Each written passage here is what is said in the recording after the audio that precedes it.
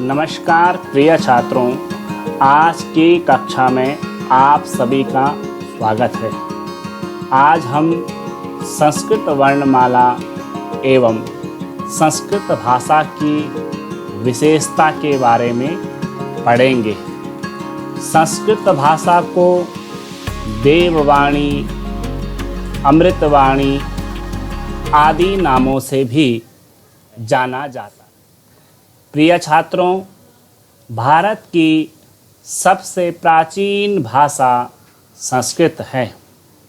संस्कृत भाषा को अनेक भारतीय भाषाओं जैसे गुजराती, बंगला, मराठी, तमिल आदि की जननी कहा जाता है। जननी अर्थात जिसने जन्म दिया है, अर्थात हम कह सकते हैं कि सभी भारतीय भाषाओं का विकास संस्कृत भाषा से हुआ है। लिपि भाषा एवं विचारों को अभिव्यक्त करने के लिए निश्चित चिन्हों को लिपि कहते हैं।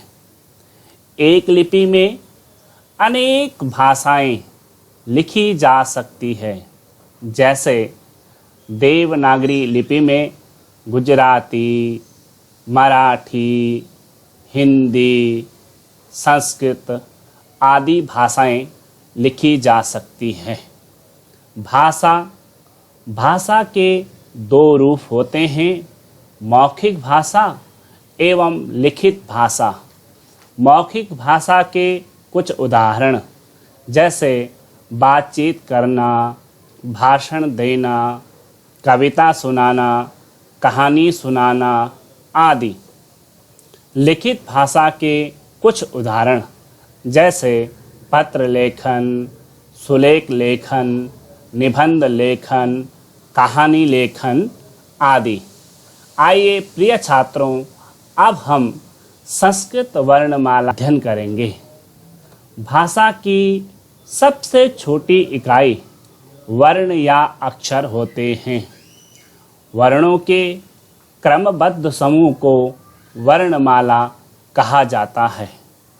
संस्कृत वर्णमाला में कुल 46 वर्ण हैं, जिन्हें दो भागों में विभाजित किया जाता है, स्वर और व्यंजन। स्वर, जो वर्ण स्वतंत्र रूप से बिना किसी अन्य वर्ण की सहायता से बोले जाते हैं, उन्हें स्वर कहते हैं। संस्कृत वर्णमाला में कुल 13 स्वर हैं। आगे जाके हम 9 स्वर भी पढ़ेंगे। ये निम्नलिखित हैं: अ, आ, इ, ई, उ, रि, री, लृ, ए, आई, ओ, आउ। आइए प्रिय छात्रों, अब व्यंजन के विषय में जानेंगे। व्यंजन के उच्चारण में स्वरों की सहायता लेनी पड़ती है। संस्कृत भाषा में 33 व्यंजन हैं।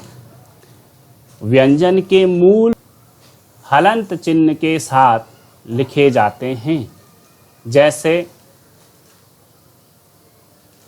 मूल व्यंजन क, ख, ग, स्वर के साथ क, ख, ग।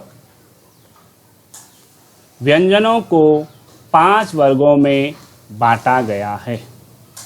प्रत्येक वर्ग में 5 वर्ण होते हैं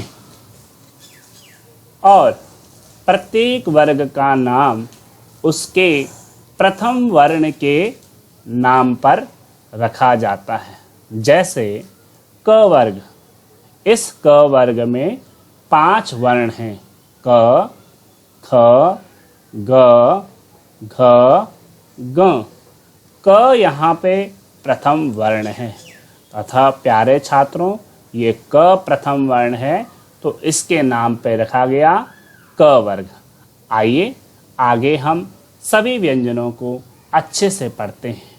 मूल व्यंजन क वर्ग क, ख, ग, घ, ङ, च वर्ग च, छ, ज, झ, य, ट वर्ग ट, ठ, ड, ढ, अण, त वर्ग त, थ, द, ध, न, प वर्ग प, फ, ब, भ, म।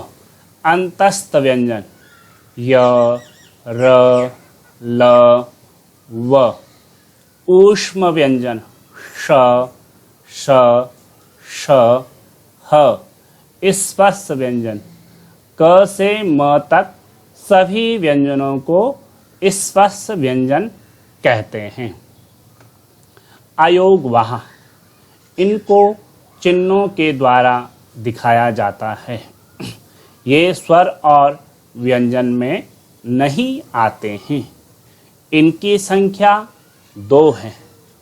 अनुस्वार जैसे पंकजः शिरोरेखा के ऊपर ये बिंदु ही अनुस्वार कहलाता है।